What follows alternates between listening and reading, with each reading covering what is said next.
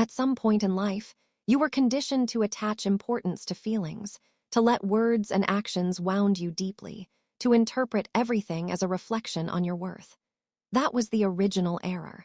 Every devastation, every act of disloyalty, every slight that ever crushed you originated from this single weakness. You allowed external events to penetrate your core. The great strategist never did. He observed humanity from an elevated distance, analyzed behavior the way a physician studies pathology, without sentiment, only with ruthless accuracy. He grasped a truth the fragile will never accept. If genuine tranquility is your goal, you must first annihilate your own sensitivity. You must forge immunity to affection, to contempt, to admiration, to disgrace. No blade can reach you when you have become emotionally undetectable. No hand can steer you when you register nothing they anticipate. No force can topple you when your inner sanctum is inviolable and your intellect reigns supreme. This is not cruelty. It is liberation. In this presentation, we will guide you out of sentimental bondage and into your ultimate state. A man no circumstance can disturb, a man even the strategist himself would regard with caution. You desire absolute invulnerability. You want to exist in a way that no deceit, no affront, no abandonment can unsettle you. Yet before that is possible, you must shatter the delusion that keeps you fragile, the conviction that your existence truly matters to anyone else. The majority stumble through life believing that decency, sincerity, and devotion will be reciprocated in kind, that emotional exposure will be met with tenderness. The strategist saw the grim reality. Human action springs from self-preservation, never from pure benevolence. Your significance to others is transactional. You remain relevant only while you serve their interests. The instant that utility ends, so does their allegiance. This is not malice. This is the law of nature. Accept it, and the chains of emotional servitude begin to fall away. People suffer because they imagine their anguish registers with anyone else. They treat treachery as a personal attack. They unravel over perceived slights. Yet those acts are seldom about you at all. They are moves on someone else's board. The strategist would remind you, almost nothing done to you is truly personal. It is tactical. An insult is often a bid for elevation. Silence is a lure to make you pursue. Deception occurs when honesty threatens advantage. And the moment you react, rage, grieve, or plead, you hand them the reins. They witness the wound and know exactly where to strike again. That is the mechanism of domination. To become impervious, deny them entry. Refuse to internalize. Abandon hope in justice. Cease believing conscience governs anyone. Begin to observe. Begin to compute. Always ask, what advantage does this person extract from this behavior? What function do I serve in their plan? That pivot from sentiment to calculation marks the birth of real strength. Yet true detachment demands you also eliminate the habits that leave you exposed. Cease justifying yourself at length. Reasons interest no one, outcomes do. Cease soliciting pity. Most endure your pain only until they can weaponize it. Cease broadcasting insecurities, scars, or remorse. Those are not virtues to parade. They are handles for others to grasp. The strategist would command, fortify your inner realm. Reveal little, display less, remain illegible, for every glimpse you grant is a point of attack. This world does not honor emotional richness. It crowns emotional restraint. Most remain prisoners of their own affect. They soar or plummet according to another's glance, another's nod, another's dismissal. You must anchor your value in something beyond reach. When flattery no longer inflates you and condemnation no longer deflates you, you become rare, formidable. That is the threshold of authentic liberty. You are not frozen, you are serene. You are not deadened, you are lucid. And in that lucidity lies the supreme weapon, indifference. Indifference is not apathy, it is sovereignty. The capacity to decide what merits response, the freedom to depart from anything that diminishes you, the quiet declaration that nothing can touch you any longer. The strategist taught that it is safer to inspire fear than love, yet there exists a higher state still. To fear nothing and expect nothing from any soul. That is true immunity. That is how you render the world mute. To reach complete invulnerability, you must now extinguish the second root of weakness, uncontrolled emotion itself. Most are governed by feeling despite their claims of reason and resilience. One barb and they crumble. One refusal and their identity dissolves. Their emotions rule them, not the reverse. The strategist knew that any man seeking lasting power must never be enslaved by affect. Emotion is the breach through which adversaries pour. If anger can be ignited at will, your actions are no longer yours. If sorrow can be summoned, your spirit is leased. If guilt can be stirred, your choices belong to another. Freedom requires deliberate feeling, not absence of it. Wield emotion as you would a blade. Deploy charm when useful, withhold words when silence intimidates, unleash controlled fury when terror serves. But never allow feeling to wield you. Never permit eruption without consent. Never reveal what truly moves you, because the instant you do, it will be turned against you. This world punishes openness and rewards opacity, composure, mastery. The man who broadcasts every tremor will always be dominated by the man who broadcasts nothing. Train yourself to endure discomfort without visible reaction. Absorb insults without rebuttal. Bear pain in private reconstruction, never public confession. Seeking ears for your suffering is not courage, it is surrender. Strength is carrying your own burden, repairing your own fractures, emerging stronger in solitude.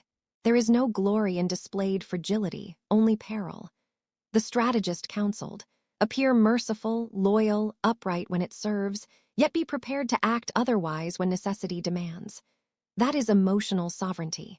Display only the mask that advances you, lock truth behind it. You owe no one your inner reality. Most do not care, and the few who feign interest will exploit it the moment it profits them. Cease searching for emotional refuge in others. Become your own sanctuary. Validate your own feelings, then subdue them until the precise moment they serve a purpose. Self-mastery is the ultimate armament.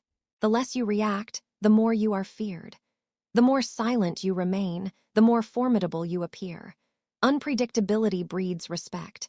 When your response cannot be anticipated, preparation against you becomes impossible.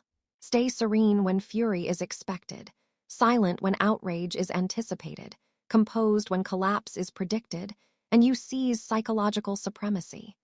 You become an enigma no one can solve, and in their confusion they surrender advantage. Detachment is not innate, it is forged through relentless practice. Identify your triggers. Who pierces your armor? Which words ignite reaction? Which circumstances weaken resolve? Now obliterate those pathways. When affronted, offer nothing. When disrespected, let words dissolve into emptiness. When abandoned, do not pursue. Master the art of stillness. Let absence of response become your loudest declaration, most terrifying statement. Silence is never impotence, it is dominion. To remain untouched, you must also master the human terrain. See people not as they present themselves, but as they actually operate. Most wander deceived by surfaces. They trust declarations, interpret expressions, confuse courtesy with fidelity, praise with honor, feeling with fact. The strategist saw clearly. Ambition, fear, greed, or desperation drive nearly all action. Every smile calculates. Every ally measures. Even apparent kindness serves a hidden end. The fatal error of the naive is to believe he would never, or she is different. Power, once granted, reveals true nature, or rather, ceases the performance. Trust is therefore perilous not because betrayal is exceptional, but because it is inevitable. A strategic mind anticipates disloyalty, prepares for it, even harnesses it. Judge no longer by words but by consistent action. Ask not what is said, but what is omitted. Ask not whether you are liked, but what is sought through that apparent liking. Every gesture conceals necessity. Train this lens and disappointment ends. Blind shock ends. Naivety ends. This is perception, not paranoia. The world will accuse you of cynicism. Let them. They fear only what they cannot deceive. Clarity cannot be manipulated, and that terrifies those who thrive on obscurity. To think strategically is not to sever connection, but to govern it. You decide who receives attention, who gains proximity, who receives nothing. Trust is never owed. It is rationed and revoked instantly. Speak less than you know, reveal less than you feel. Let others underestimate, Their carelessness is your advantage. Remain partially concealed, perpetually unreadable. That is how you endure among the deceptive and the predatory. In the strategist's realm, the ruler who trusts too freely falls first. The one who observes from the shadows, who plays without ever exposing his hand, endures longest. Want peace? Distrust appearances. Want power? Study motives. Want invulnerability? Anticipate betrayal before it forms. The man who foresees never bleeds. The final frontier of detachment is emotional self-sufficiency. Most are unaware how profoundly they anchor their identity in external regard. Worth is measured by attention received, affection returned, status conferred. When those vanish, collapse follows. Desperation, pursuit, supplication. That is not connection, it is dependence. The strategist warned that the man who requires another's favor will always be that person's slave. He will sacrifice principle for acceptance, reason for attention, power for belonging. You must sever this tether. Construct an identity that requires no external prop. Remain unchanged whether surrounded or alone, because solitude will come. People depart, loyalties shift, memories fade. Your foundation must be internal, unassailable. Face the brutal question, who am I without witness, without applause, without love? Most flee the answer into noise, relationships, distraction. The strategist counsels the opposite. Retreat inward. Make your mind an empire, your principles a citadel, your standards the only law you obey. When meaning no longer depends on others, no one can deprive you of it. This does not demand isolation. It demands non-negotiable selfhood. You need no external love to know your worth, no crowd to affirm your value, no company to endure silence. Silence is the crucible. If you can inhabit it without panic, without grasping, you are becoming formidable. Self-contained, immovable. This is the core of strategic power. To require nothing, owe nothing, feel nothing that can be used as leverage. Construct discipline, ritual, a life so complete that others are luxury, never necessity. Accept love if offered, but never require it. Register praise, but never pursue it. The instant need enters, defeat has already occurred. Desperation is sent, predators follow it. Omit none and roles reverse, you become the one pursued. The strategist taught, appear as others wish, yet conceal every true need. Better, eliminate need itself. Walk alone not from rejection of humanity, but from refusal to collapse without it. When your essence is forged in solitude, and your peace dictated solely by you, you become impervious. They may arrive or depart, adore or despise, betray or forget. It alters nothing because you were never theirs to shatter. You now comprehend what sovereignty demands. Not mere endurance, but invincibility. To traverse existence unruffled by clamor, unmoved by deceit, uninflated by acclaim, illegible to all who seek control. What you have built is not strength alone, but dominion. Dominion over thought, reaction, desire. In a world governed by feeling, the man who governs himself governs all. The strategist wrote not for the virtuous, but for the victor. Victory requires seeing reality unsoftened, calculating, unforgiving. Do not rail against it, wield it. No need to shout, threaten, or justify. The strongest presence is the quietest, certain before proof is demanded, already possessing the outcome in silence. Let others thrash in emotion, scramble for validation, court chaos. You remain still, observing, deciding, acting only when the strike is decisive. A sovereign does not debate. A sovereign does not react. A sovereign chooses. A sovereign commands. That is who you become when nothing external holds sway. Being untouched does not mean feeling nothing. It means granting emotion only where you decree. Your peace is no longer a gift bestowed. It is a throne you occupy alone. Some will accuse you of distance, coldness, selfishness. Let them vanish. You owe no one your fragility, your warmth, your former self. Your existence is not a service to their comfort.